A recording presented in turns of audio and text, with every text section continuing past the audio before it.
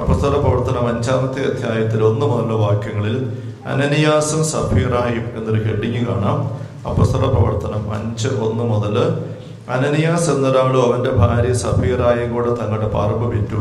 വിലയുടെ ഒരു ഭാഗം അവൻ ഭാര്യയുടെ അറിവോടെ മാറ്റിവെച്ചു, ബാക്കി അപ്പോസ്തലന്മാരുടെ കാൽക്കൽ സമർപ്പിച്ചു. തൊട്ടുപുറകില് 4-ാം അധ്യായത്തിന്റെ അവസാനം ഈ ആദിമസഭയുണ്ടായി കഴിഞ്ഞപ്പം പരിശുദ്ധാത്മാവ് നിറഞ്ഞ് ആൾക്കാർ ജീവിക്കാൻ ആരംഭിച്ചപ്പം അവരുടെ എല്ലാവരും ഒരു മനസ്സും ഒരാത്മാവുമായിരുന്നു. 4-ാം അധ്യായം 32-ാം വാക്യം നോക്കിക്ക്. 4-ാം അധ്യായം 32. വിശ്വാസികളുടെ സമൂഹം ഒരു ഹൃദയവും ഒരാത്മാവുമായിരുന്നു. ആരും തങ്ങളുടെ വസ്തുക്കൾ സ്വന്തമെന്ന് അവകാശപ്പെട്ടില്ല, എല്ലാം ബഹുസ്വത്തായിരുന്നു. അപ്പോസ്തലന്മാർ കർത്താവായ ഈശോയുടെ പുനരുത്ഥാനത്തിൽ വലിയ ശക്തിയോടുകൂടെ സാക്ഷ്യം നൽകി. എല്ലാവരുടെ മേലും കൃപാവര സമൃദ്ധമായി ഉണ്ടായിരുന്നു. അവരുടെ ദാരിദ്ര്യം അനുഭവിക്കുന്നവർ ആരും ഉണ്ടായിരുന്നില്ല. കാരണം പറമ്പും വീട് സ്വന്തമായി ഉണ്ടായിരുന്നവരെല്ലാം അവ എത്ര വിറ്റ് കിട്ടിയ തുക അപ്പോസ്തലന്മാരുടെ കാൽക്കൽ അർപ്പിച്ചു. അത് ഓരോരുത്തരുടെ ആവശ്യം അനുസരിച്ച് വിതരണം ചെയ്യപ്പെട്ടു. ബർന്നബാസ് എന്ന അപരനാമത്താൽ അപ്പോസ്തലന്മാർ വിളിച്ചിരുന്നവരും, ഈ വാക്കിന്റെ അർത്ഥം ആശ്വാസപുത്രൻ എന്നാണ്. സൈപ്രസ് സ്വദേശി ലേവായനുമായ ജോസഫ് തന്റെ വയൽ വിറ്റ് കിട്ടിയ പണം അപ്പോസ്തലന്മാരുടെ കാൽക്കൽ വെച്ചു. ഇങ്ങനെ ആൾക്കാർ ചെയ്യുമ്പം അത് കണ്ട് ഉള്ളിൽ പരിശുദ്ധാത്മാവിന്റെ പ്രേരണ കിട്ടിയിട്ട് അനനിയാസ് സഫീറായും ഒരു ദമ്പതികള് അവരും തങ്ങളുടെ വസ്തു വിറ്റു.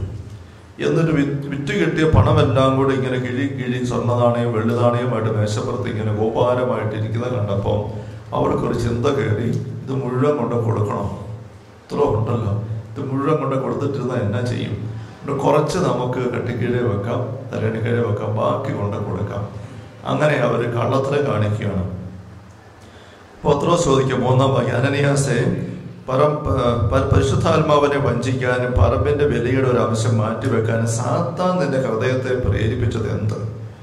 ഇവിടെ പത്രോസ് കൃത്യമായിട്ട് ചൂണ്ടിക്കാണിക്കുകയാണ്, ഇങ്ങനെ സംഭവിക്കാൻ ഇട വന്നത് സാത്താന്റെ ദുഷ്പ്രേരണ വഴിതെറ്റിക്കൽ നീ തിരിച്ചറിയാതെ പോയത് കൊണ്ടാണ്. പറമ്പ് മുഴുവൻ വിറ്റ്, അതാരും നിർബന്ധിച്ചതല്ല, പരിശുദ്ധാത്മാവിന്റെ ഭരണയ്ക്ക് അവർ സ്വമേധയാ ഉത്തരം കൊടുക്കുന്നതാണ്.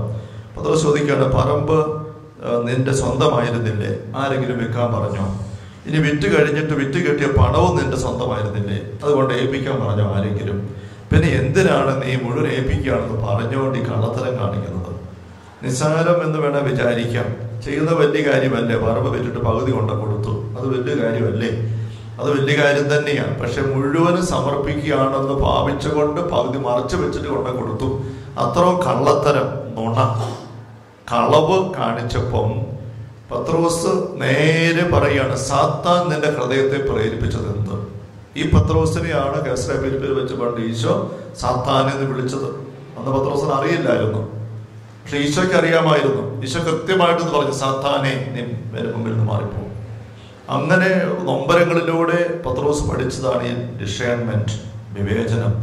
ഇവിടെ പത്രോസ് ഇപ്പൊ ശുശ്രൂഷയ്ക്ക് നേതൃത്വം കൊടുക്കുന്ന സഭാ തലവനാണ്. ഇത്രയും കണ്ട പത്രോസിന് അപ്പോഴേ മനസ്സിലായി, ഇത് സാത്താന്റെ കണിക്ക് ഇവര് അടിപ്പെട്ടതാണ്. സാത്താൻ നിന്റെ ഹൃദയത്തെ പ്രേരിപ്പിച്ചത് എന്ത് എന്ന് പറയുമ്പോൾ സാത്താൻ എന്തിന് പ്രേരിപ്പിച്ചു? സാത്താൻ പല ചോദ്യം, സാത്താനോട് അല്ല ചോദ്യം. സാത്താൻ നിരന്തരം പ്രേരിപ്പിക്കും. അവൻ വഴിതെറ്റിക്കാൻ നോക്കുന്നത് അവന്റെ നിരന്തര പ്രക്രിയയാണ്. സാത്താൻ നിന്നെ പ്രേരിപ്പിച്ച് കൊണ്ടുപോകാൻ നീ എന്തുകൊണ്ട് സ്വയം അനുവദിച്ചു എന്നാണ് ചോദ്യം. പ്രേരിപ്പിച്ചത് എന്തെന്ന് പറയുമ്പോൾ പ്രേരിപ്പിക്കാൻ നീ ഇടവരുത്തിയത് എന്തുകൊണ്ട് എന്നാണ് ചോദ്യം. ഇവിടെയും ചിന്തയിലാണ് പിടുത്തം വരുന്നത്.